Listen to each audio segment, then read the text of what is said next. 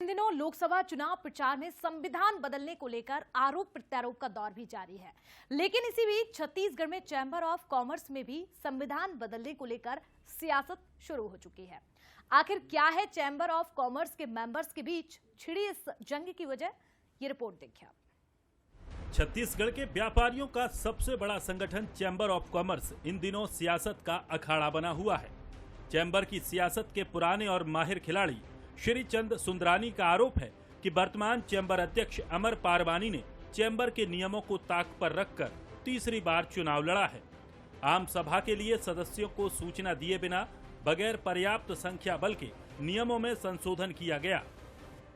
25,000 की संस्था में मात्र 200-300 लोगों को सूचना देकर चैम्बर भवन के हॉल में आम सभा की बैठक रखी। मतलब इनको पता था कि इस आम सभा में 200 से 150-200 से ऊपर लोग नहीं आएंगे, इसलिए इनकी छल का उदाहरण यहीं से मिला कि अगर इनकी आम सभा बुलाने की नियत होती तो सूचना सारे लोगों को देते। और वो दरअसल 25,000 सदस्यों वाले चैंबर में नियम है कि अध्यक्ष, महामंत्री और कोषाध्यक्ष के पद पर कोई भी शख्स सिर्फ 2 बार चुनाव लड़ सकता है। लेकिन चैंबर की वर्तमान कार्यकारिणी ने आम सभा बुलाकर नियमों को ही बदल दिया।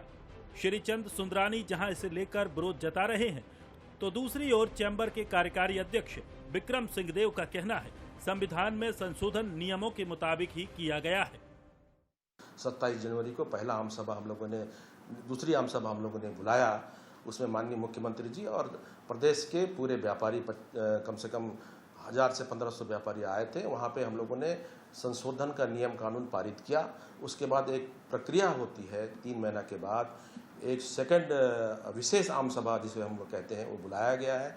सब हम लोगों ने नियम कानून और प्रक्रिया के अनुसार ही संशोधन किया गया है।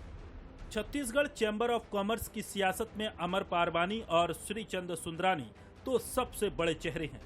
3 महीने बाद चैंबर का चुनाव है। ऐसे में अब दोनों ही चेहरे अपने सियासी हथियारों को धार देने में लगे हैं। अब दोनों ही खेमों के बीच शुरू हुई ये सियासी अदावत क्या परिणाम लाती है, ये देखना दिलचस्प होगा। अनंत शर्मा, बंसल न्यूज, रायपुर।